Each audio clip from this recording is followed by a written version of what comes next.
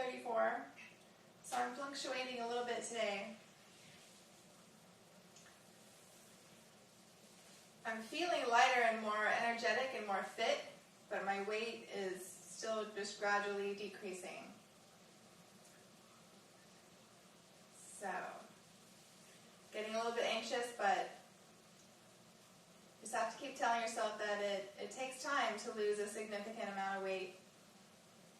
If it's anything more than just a couple of pounds, it's going to take several days.